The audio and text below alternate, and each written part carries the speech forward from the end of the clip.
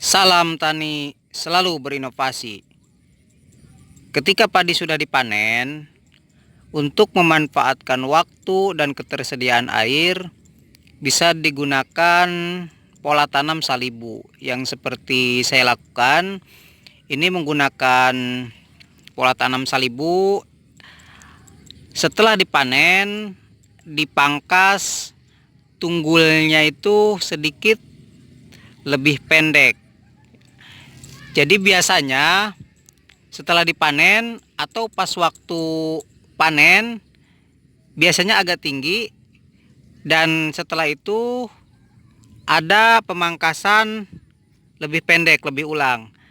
Nah, saya lakukan untuk tanaman menghemat biaya.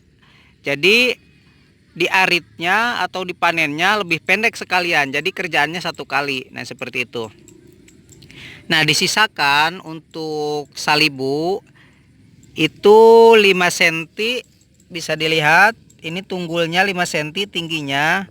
Jika lebih dari 5 cm biasanya dia akan tumbuh dari mata tunas yang lebih atas.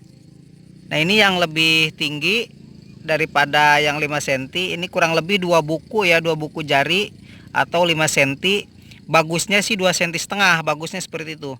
Tapi ketika diarit kalau 2,5 cm itu akan selalu ke tanah aritnya tuh. Jadi sedikit agak susah ya. Nah, ini yang lebih dari 5 cm. Dia punya bukuan yang atas ya. Bersyukur kalau misalkan tumbuhnya dari tunas yang bawah seperti ini. Ini hanya hitungan jam tapi sudah tumbuh tunas yang baru. Dan nanti sudah tumbuh yang tunas ini, dia akan membentuk anakan. Dan akarnya bisa nempel ke tanah. Itulah yang dinamakan salibu, seperti itu tujuannya. Kalau misalkan tumbuh dari tunas yang atas, yang seperti ini, misalkan dari atas tumbuhnya, dia tidak akan membentuk akar atau akarnya tidak akan nempel ke tanah dan tidak membentuk anakan.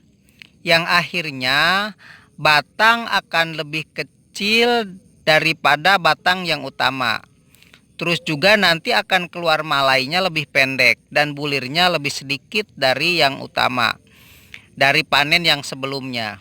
Tapi kalau misalkan tumbuh dari bawah seperti ini, dia akan tumbuh akar dan menempel ke tanah yang akhirnya akan membentuk anakan. Anakan dan anakan lagi. Jadi anaknya punya cucu dan seterusnya. Seperti itu. Akhirnya anakan yang kedua itu akan lebih banyak dari musim tanam yang pertama. Ya, misalkan ini anakannya atau satu rumpun itu misalkan 30. Bisa jadi untuk musim yang kedua dengan pola tanam seperti ini itu bisa 40 atau 60. Karena apa? Karena dia sudah membentuk akar. Jadi akar yang utama sudah terbentuk dan sudah menempel ke tanah. Untuk pengambilan unsur haranya lebih baik daripada pindah tanam. Ya.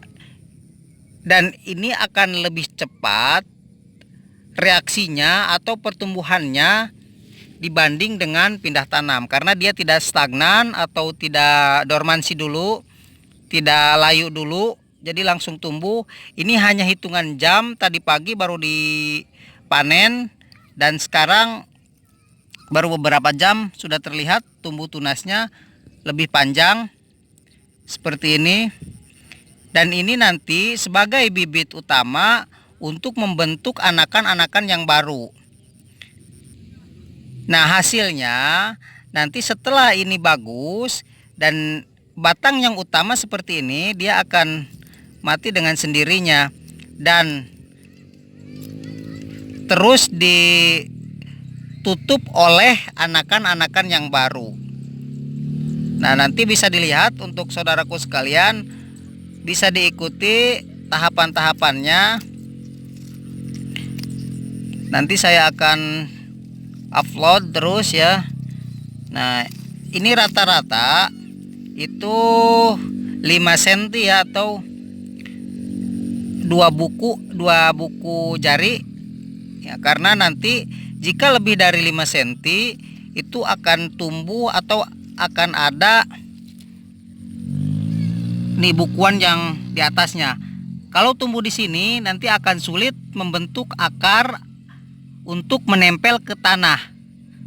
Nah, seperti itu. Jadi intinya akarnya itu harus nempel ke tanah, karena dia untuk mencari atau menghisap makanan, sumber-sumber makanan dari tanah, sehingga bisa membentuk anakan dan batang yang bagus.